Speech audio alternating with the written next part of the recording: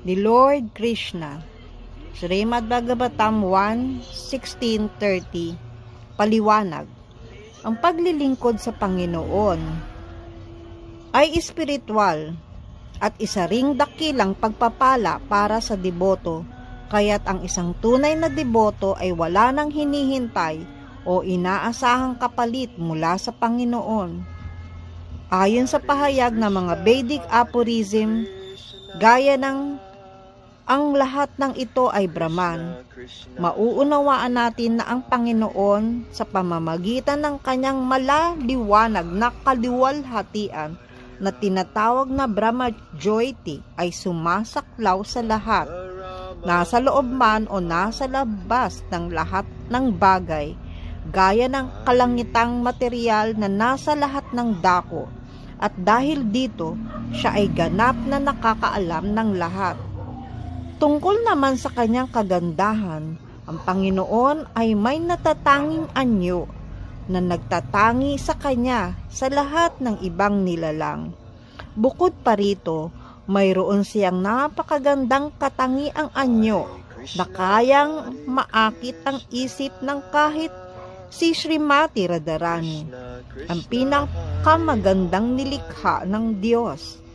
Dahil dito, siya ay tinatawag na Madana Mohana, ang umaakit sa mismong Diyos ng pag-ibig, si Kamadeva o Cupid. Si Srila Jiva Goswami ay masusing nagsuri sa iba pang mga espiritual na katangian ng Panginoon at kinilala niya na si Sri Krishna ay ang ganap na kataas-taasang persona ng Diyos. Para Brahman, siya ay makapangyarihan sa lahat dahil sa kanyang di maarok at mahiwagang mga kapangyarihan, at dahil dito siya ay tinatawag na Yogesvara, ang pinakapinuno ng lahat ng mistikong lakas. Bilang Yogesvara, ang kanyang walang hanggang anyo ay espiritual, pinaghalong walang hanggan, kaligayahan at karunungan. Hindi ito ganap na nauunawaan ng mga hindi deboto sapagkat kontento na sila na abutin lamang ang antas ng kanyang walang hanggang kaalaman. Ngunit ang lahat ng dakilang kaluluwa ay nagnanais na maging kasing talino niya, bagamat hindi ito mararating.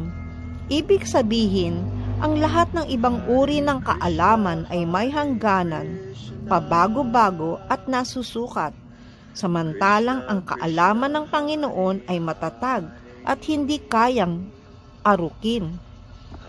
Alon kay Srila Sutta Goswami sa Bhagavatam, kahit araw-araw siyang nakikita ng mga mamayan ng Dwarka, hindi nababawasan ang kanilang pananabik na muli siyang masilayan.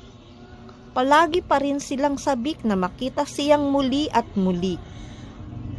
Kayang pahalagahan ng mga nilalang ang mga katangian ng Panginoon bilang sukdulang layunin ng buhay. Ngunit hindi nila kailanman maaabot ang pagiging kapantay niya. Ang material na daigdig ay produkto ng Mahatattva, isang antas ng panaginip ng Panginoon habang siya ay nasa Yoga Nidya o mistikang tulog sa Karana Ocean.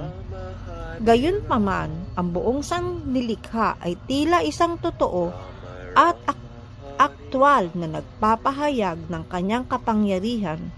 Ibig sabihin, maging ang kanyang mga panaginip ay totoo at makapangyarihang pagpapamalas.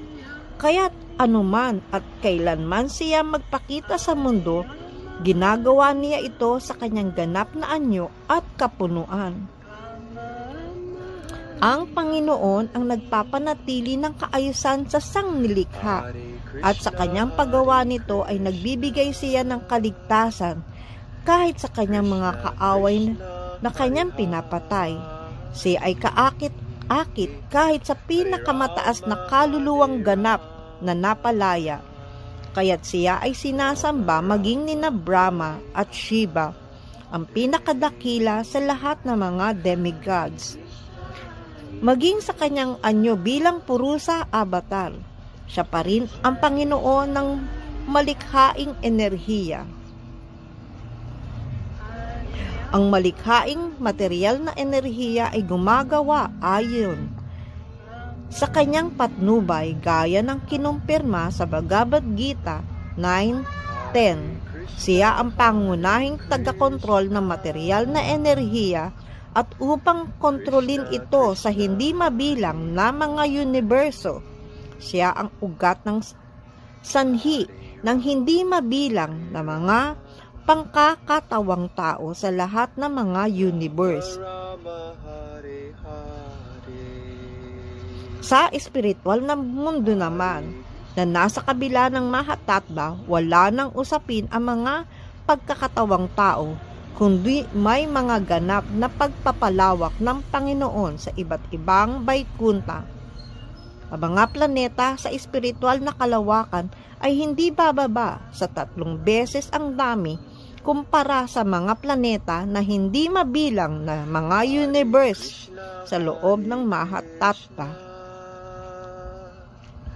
Kaya't ang kanyang mga katangian ay hindi kayang bilangin ni numan, gaano man siya kadakila. Haribol.